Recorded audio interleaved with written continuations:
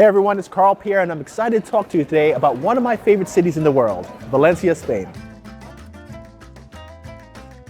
This beautiful city is not only filled with history and culture, but it's also very affordable to live in. In this video, we're going to take a closer look at the cost of living in Valencia and all the factors that you need to consider if you're planning on moving here. By the end of this video, you'll know exactly how much it costs to live here and see for yourself if this city has what it takes for you to call it home.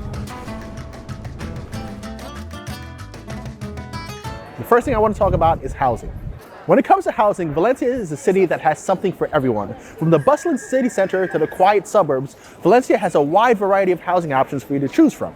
If you're looking to rent an apartment here in the city center, you can find a one-bedroom apartment for around 600 to 800 euros per month. If you're looking for something bigger, a three-bedroom apartment will cost you between 1,000 and 1,500 euros per month. If you're interested in buying a property in Valencia, you'll find great deals starting at around 100,000 euros. Valencia's real estate market is very attractive for both locals and foreigners, with plenty of options for those interested in investing. So I'm here with Carla. She's actually born and raised here in Valencia. And I wanted to ask her, how much money does somebody need to make in order to live a comfortable life here in Valencia? More than 1,000, because the house, the rent are very expensive. Normal home is like 500, yes. Normal, with only one room, one bathroom. If somebody were living here alone in this city, how much do you think they would need to earn to be comfortable? 1,500 minimum. Okay? Yes, because it's very expensive, and now the food, the drink are more expensive than a year. What is the average salary for somebody here in Spain? The people earns the minimum are, I think, 1,000, but not all people earns this money. Is the work week 5 days here, or is it 6 and only 1 day off? 40 horas a la semana is the normal. It's the jornada completa in Spain. Thank you very much, Carla. Okay, you're welcome, thank you. Y bueno, chicos, darle like al canal, suscribiros y darle mucho apoyo y amor. I've always believed that real estate is one of the best ways to generate passive income, and I want to teach you and others how to do the same. That's why I created a course called Killing the American Dream, where I teach how to invest in 1 to 4 family real estate, showing entrepreneurs and others strategies for investing in real estate that can generate them passive income to live anywhere that they want in the world. Thinking about it, I've bought homes for around $100,000 that when rented could easily spin off cash to pay your rent here. If you wanted to, you could invest in the number of properties that you need to hit what I call your freedom number. Your freedom number is the cash flow that your properties need to produce to cover your basic living requirements, like housing, food, and entertainment. You can build a portfolio of real estate and rent it long-term or even short-term as Airbnbs. I'm actually going to have to make a video breaking down a few different models on how to do this. By getting the right education and putting the right plan in place, you can live the life of your dreams, especially when you're willing to relocate to affordable world cities.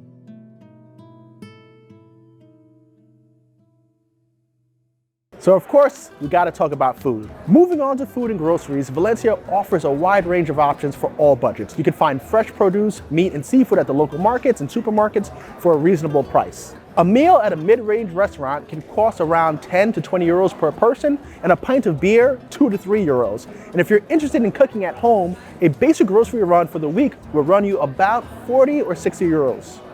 As always, the food does not disappoint here in Valencia, Spain. This restaurant has actually been here for over 100 years, and by just the way the food tastes, I can see exactly why they've lasted as long and why this is a mainstay of the city. When traveling to Europe, I've always noticed that the food costs are a lot cheaper for equivalent restaurants if I were going to the same sort of restaurant in the United States. We're talking about appetizers for $3 to $5 and larger plates that don't really exceed 10 bucks. The only expensive thing on this menu is the Iberico ham, and that's because that's like 80 bucks a kilogram, so you have to imagine it's gonna be expensive. When it comes to transportation, Valencia has an efficient public transportation system with a single ticket for the metro or bus costing around $1.50 or 1.5 euros. If you're planning on using public transportation regularly, you can get a monthly pass for around 50 euros. Taxis are affordable, with the average fare costing around 10 euros or pretty much 1 euro for every kilometer. Valencia is also a great city for biking and walking, as they have regular lanes throughout the city. Another question I get asked about is healthcare. Spain has a public healthcare system that provides free or low-cost medical care to residents and foreigners. Private healthcare is also available, with prices varying depending on the service or if you have insurance. Valencia has excellent hospitals and medical centers with highly trained doctors and nurses. As a healthcare entrepreneur, I know the importance of good healthcare, and Valencia definitely delivers. Now, if you're planning on having a family or relocating with your family, education is something to consider. Valencia has a good public education system and also has private schools with tuitions ranging from $6,000 to $15,000 per year. The education system in Valencia is of high quality, and there are many options for students of all ages. Now, this is the thing that nobody likes to talk about: taxes. The income tax rate in Spain is progressive, meaning that you're going to pay more taxes the more money that you earn. So let's take, for example, a person is going to be paying about an average of 19%, but as high as 45% depending on your income level. 45% is pretty steep, but as a crafty entrepreneur, there are some workarounds one can take advantage of to avoid such high tax rates. For example, if you're a business, you might be paying your rent and travel expenses as well as your per diem through your business to offset your income requirements and pay yourself a lower wage so that you fall into a lower tax bracket. It's also worth mentioning that Spain has double taxation treaties with many countries, which could help avoid double taxation of income earned in Spain and your home country. You should obviously consult a tax professional to determine your specific tax obligations based on your individual situation. In addition to income tax, there are other taxes to consider when calculating the cost of living in Valencia. There's a value-added tax, or VAT, of 21% on most goods and services. Other taxes include property tax, inheritance tax, gift tax, and tax. Outside of your basic costs, you have to factor in entertainment. The cost of entertainment and leisure activities in Valencia is also relatively affordable. There are plenty of free, low-cost options for entertainment, such as visiting the many parks and beaches of this historic city. There's also this historic area that we're standing in now. For those interested in paid entertainment options, movie tickets cost around 7 to 9 euros, while admission to museums and culture sites range between 2 and 10 bucks. You can also find great deals on food and drinks at local bars and restaurants. Overall, whether you're interested in exploring the city's cultural offerings, enjoying the outdoors, or attending one of the many festivals, Valencia offers a range of affordable options for entertainment and leisure activities.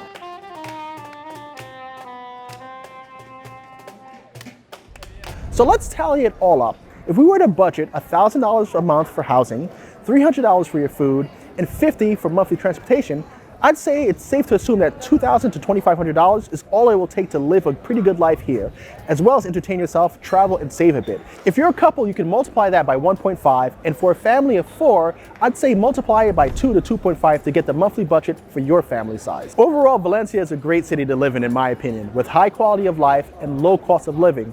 Whether you're interested in investing in real estate here, enjoy the local cuisine, or exploring the city's cultural offerings, Valencia has pretty much something to offer to everyone. Thank you for watching, and don't forget to hit that like button and subscribe to my channel for more videos about entrepreneurship and living your best life by being a global citizen. Until the next time, Carl Pierre, signing off.